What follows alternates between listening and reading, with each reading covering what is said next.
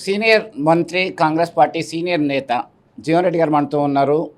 కాంగ్రెస్ పార్టీతో మీ అనుబంధం ముగిసినట్టేనా? కొత్త బాధాకరమైన కానీ పరిస్థితులు ఏదైతే ఉందో మరి అనుబంధం తెంచుకునే పరిస్థితి ఏర్పడటం కొంత ఇబ్బందికరం.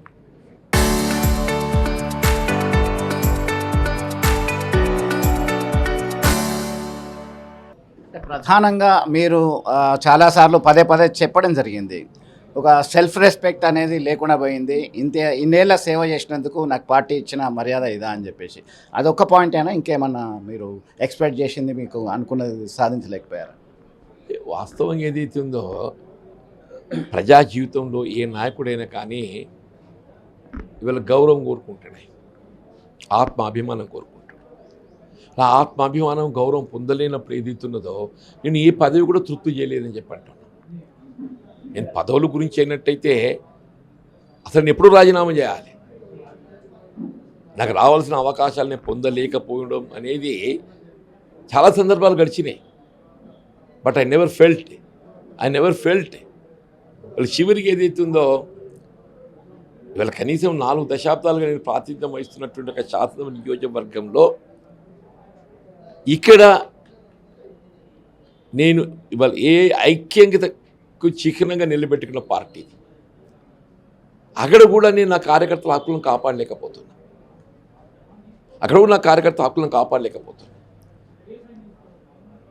మరి ఎటువంటి పరిస్థితులలో నా యొక్క సైలెన్స్కు నా సైలెన్స్ అనేది అది నా బలహీనత కనబడుతుంది.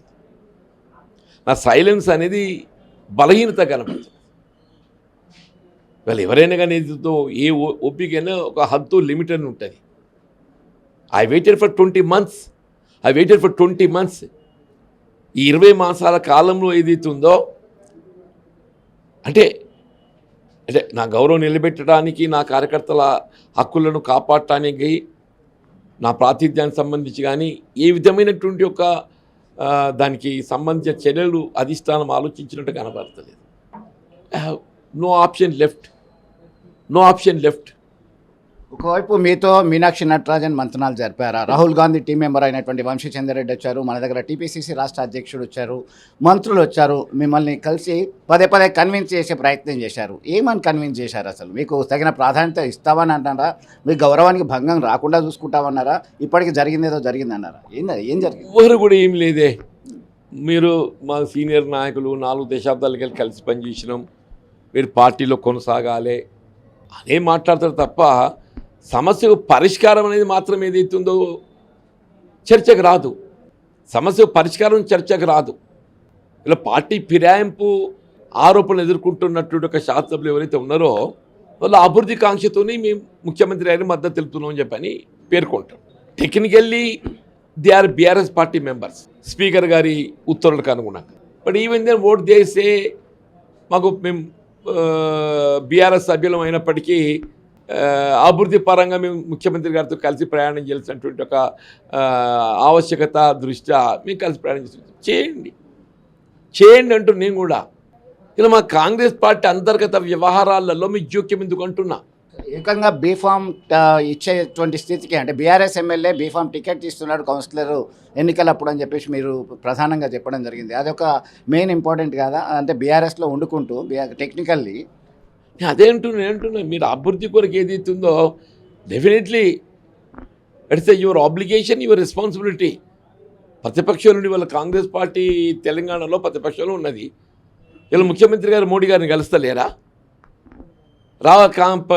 తెలంగాణ రావాల్సిన హక్కులను సాధించుకోవడానికి ప్రయత్నం చేస్తలేరా? మీ ప్రాంత అభివృద్ధి కూడా తప్పకుండా మీరు పాటుపడవచ్చు.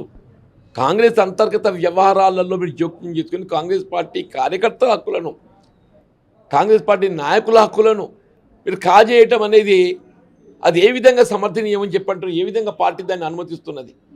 అది ఏ విధంగా పార్టీ అనుమతిస్తున్నది? 4 పేర్లుగా మేము పార్టీని పట్టుకొని ఉన్నామే, 4 పేర్లుగా మీకు కృషి ఉన్నది. ఓ ఎన్నిక గెలిచినా ఓడిని ఇక్కడ పార్టీని నిలబెట్టుకున్నాం. నేనే కాదు, ఈ 10 నియోజకవర్గాలలో ఉదాహరణ చెప్పంటున్నాను. మన స్టేషన్ గన్పూర్లో ఇంద్రాని ఒక అమ్మాయి దళిత ఆడబిడ్డ ఏదిస్తుందో 2 పర్యాయాలు ఆశించిన ఫలితం పొందకుండా కానీ ఏదిస్తుందో ఆమె అక్కడ గన్పూర్లో కాంగ్రెస్ పార్టీకి అండగా నిలబడ్డది. చెవుల్లో భీమ్ భరత్ అని చెప్పిన ఇంకో దళిత యువకుడే పోరాటం చేసిండు.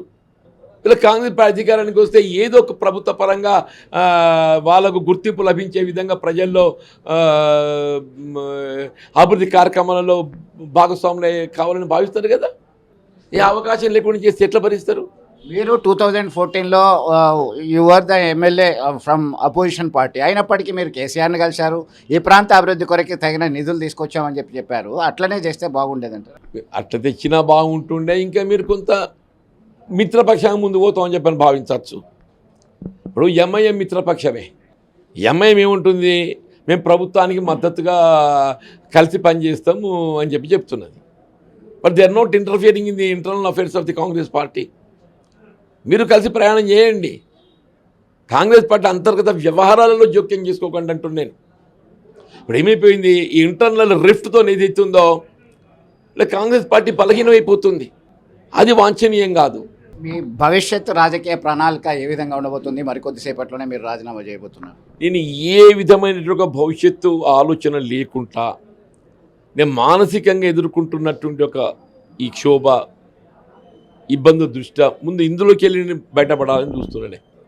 ఇందులోకి వెళ్ళి బయటపడ్డ తర్వాత దెన్ నేను ప్రజాజీవులు కొనసాగే ఆలోచనలు ఉన్నా కాబట్టి నాకు మార్గం లభించకపోదు. ఏ మార్గం లేదు. నేను స్వతంత్రంగా కొట్లాడే శక్తి ఉన్నోడిని. నేను స్వతంత్రంగా కొట్లాడే శక్తి ఉన్నోడిని. తప్పకుండా ప్రజాక్షేత్రంలో ఏదైతుందో నా చివరి ఆయు అంటే అంకం వరకు ఏదైతుందో ప్రజా సమస్యల కోసం పోరాటం చేస్తాను. జగిత్యాల నియోజకవర్గంలో జీవన్ రెడ్డి అంటేనే ప్రజల మనిషి, ప్రజలతో మమేకమై ఉంటారనేటువంటి పేరుంది. ఇప్పటికీ కూడా ప్రజల కొరకే మీరు తాపత్రయపడుతున్నారు. అంటే మీకు ముఖ్యమంత్రి రేవంత్ రెడ్డి నుంచి ఏమైనా ఫోన్ కాల్ వచ్చిందా? మీరు అయితే పెద్దన్నగా ఇంతకుముందు ఒకవైపు టీపీసీసీ చీఫ్ అన్నారు, అలాగే జగ్గారెడ్డి అన్నారు, మాకు పెద్ద అస్సెట్ జీవన్ రెడ్డి లాంటి వాళ్ళు అని. అంటే ఇప్పుడున్న నేను ఎదుర్కొంటున్న పరిణామాలకు సంబంధించి పరిష్కార దిశగా నా ముఖ్యమంత్రి గారు ఏ విధమైనటువంటి అంటే సూచన రాలేదు అన్న నేను. అష్యూరెన్స్ ఏంటి? సూచన రాలేదు అన్న నేను. మీరు రాజీనామా చేసిన తర్వాత ప్రజల్లోకి వెళ్ళే అవకాశం ఉందా? తప్పకుండా పోతా ప్రజల్లోకి, డెఫినెట్ పోతా. నేను ఇవాళ నేను కాంగ్రెస్ పార్టీలో ఉండి కూడా నేను ఐడియల్గా లేను. నేను కాంగ్రెస్ పార్టీలో ఉండి కూడా నేను ఐడియల్గా లేను. సమస్యలపై స్పందించుకుంటూ ఉన్నా. నేను రేపు స్పందిస్తే నాకు ఇంకా స్వేచ్ఛ లభిస్తుంది. స్పందించడానికి ఇంకా స్వేచ్ఛ లభిస్తుంది. ఇప్పటికే మీరు మేడిగడ్డ అంశాన్ని తీసుకున్నారు, లిఫ్ట్ ఇరిగేషన్కి సంబంధించి తీసుకున్నారు, అనేక అంశాలు తీసుకున్నారు. దానికి మీరు కమిట్ అయ్యి మరింత రైజ్ చేసేటువంటి అవకాశం. డెఫినెట్లీ ప్రజా సమస్యల పరిష్కారానికి ప్రజల పక్షాన్ని ఏదైతే ఉందో నేను నిలబడడం జరుగుతుంది. ఇవాళ నా వాణి వినిపించడం జరుగుతుంది. ఆనాటి శాసన మండలి సభ్యుడిగా నేను ప్రజా గొంతుగా నేను నిలబడ్డా. డెఫినెట్లీ నాకు ఇవాళ చట్టసభలో స్థానం లేకున్నా కానీ ప్రజల గుండెల్లో నాకు స్థానం ఉందనుకుంటున్నా. అంటే ఇప్పటికే మీరు 20 నెలల నుంచి ఒక క్షోభను అనుభవిస్తున్నారు. ఒక రకమైనటువంటి సిచ్యువేషన్ జగిత్యాల్లో ఉంది మీరు, మీ కార్యకర్తలు.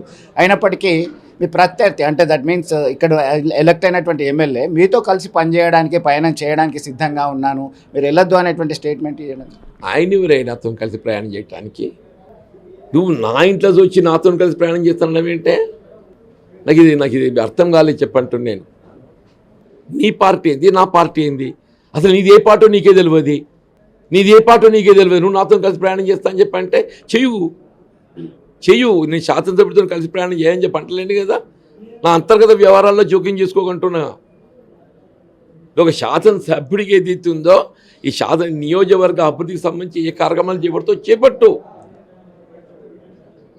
నిర్మాణాత్మకంగా వ్యవహరించే అంశాలలో తప్పకుండా నేను తోడు నిలుస్తా. కానీ నా అంతర్గత వ్యవహారాల్లో నువ్వు జోక్యం చేసుకోవడం అంటే ది బేసిక్ ఇష్యూ ఈజే నా అంతర్గత వ్యవహారాల్లో నువ్వు జోక్యం చేసుకోవద్దు అంటూ నేను మాటలు కాదు చెప్పడం.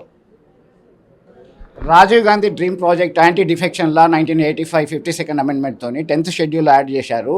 యాంటీ డిఫెక్షన్ లా, పార్టీ ఫిరాయింపుల నిరోధక చట్టం. దాన్ని రాహుల్ గాంధీ సైతం పుస్తకం పట్టుకొని తిరిగారు.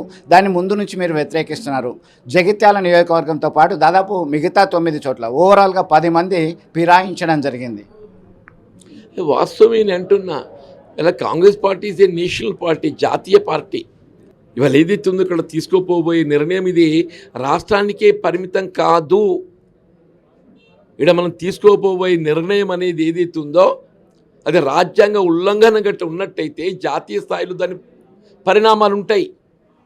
అది మనం గమనంలో తీసుకోవాలి. ఇవాళ ఏదైతే ఉందో ఏ టీఆర్ఎస్తో పోల్చుకోనో లేకుంటే ఏ ఇతర రాజకీయ పార్టీలతో పోల్చుకొని నిర్ణయాలు తీసుకోవడం కాదు. అది జాతీయ పార్టీ కాబట్టి ఏదైతే ఉందో రాహుల్ గాంధీ గారి యొక్క ఆలోచన విధానం దృష్టిలో ఉంచుకొని మన పార్టీ గౌరవానికి భంగం కలగకుండా నిర్ణయాలు ఉండాలి. మన పార్టీ గౌరవానికి భంగం కలగకుండా ఉండాల్సింది పార్టీ విధానాల్లో భిన్నంగా నిర్ణయం తీసుకొని దాన్ని ఏ విధంగా సమర్థించుకుంటారు? రేపు రాహుల్ గాంధీ గారు ఏ విధంగా దాన్ని సమర్థించాలి? Tomorrow somebody will question in national media. జాతీయ స్థాయిలో today somebody will, tomorrow somebody will raise it. నువ్వు అన్ని పెద్ద పెద్ద మాటలు చెప్తున్న ముందు నీ రాష్ట్రంలో ఏం జరుగుతుందో నీకు తెలుసా అని చెప్పండి, ఏం చెప్పాలి? కాబట్టి ఏదైతుందో ఇది ఒక జాతీయ పార్టీ కాబట్టి మనం తీసుకోబోయే నిర్ణయం అనేది రాష్ట్రానికే పరిమితమై కాకుండా జాతీయ స్థాయిలో పార్టీపై ఏ విధమైనటువంటి ఒక నెగటివ్ ఇంపాక్ట్ లేకుండా పాజిటివ్ ఇంపాక్ట్ ఉండే విధంగా మన నిర్ణయాలు ఉండాలి. కాబట్టి తాపత్రయం. ఇప్పుడు కొద్దిసేపట్లో కార్యకర్తలు, అనుచరులు, ముఖ్య నేతలతోనే, ఆత్మీయులతోనే మీరు సమావేశం కాబోతున్నారు. మీలాంటి నేతకి అన్ని రాజకీయ పార్టీల దారులు, డోర్స్ ఓపెన్ చేసే ఉంటాయి. మీరు దేన్ని ఎంచుకోబోతున్నారు కదా? చూడ, నేను ఇప్పుడు దాని గురించి ఇంకా నేను ఆలోచన చేయలేదని చెప్పిన కదండి. దాని గురించి ఇంకా నేనేం ఆలోచన చేయలేదు. ప్రజా జీవితంలో ఉంటారు 100% ఉంటాయి. మొత్తం మీద ప్రజా జీవితంలో ప్రజల గొంతుకగా నిలవడానికి సిద్ధంగా ఉన్నాను. కాంగ్రెస్ పార్టీలో 40 ఏళ్ల సుదీర్ఘ రాజకీయ అనుభవాన్ని తెగదెంపులు తెంచుకునే సమయం వచ్చింది. ముఖ్యంగా సెల్ఫ్ రెస్పెక్ట్, ఆత్మ గౌరవానికి భంగం కలిగింది కాబట్టి ఈ నిర్ణయం తీసుకోక తప్పట్లేదు. అలాగే యాంటీ డిఫెక్షన్ లా ముందు నుంచి చెప్తున్నటువంటి పరిస్థితి, దాన్ని సైతం మనం ఖచ్చితంగా ఇంప్లిమెంట్ చేయాల్సినటువంటి పరిస్థితి ఉందని చెప్పి వారు అభిప్రాయం వ్యక్తం చేస్తున్నారు. మరికొద్ది సేపట్లోనే కాంగ్రెస్ పార్టీకి రాజీనామా చేయడానికి సిద్ధంగా ఉన్నటువంటి పరిస్థితి అయితే గమనించవచ్చు. విడుదల సుమంత్తో కలిసి చంద్రశేఖర్, RTV, జగిత్యాల నుంచి.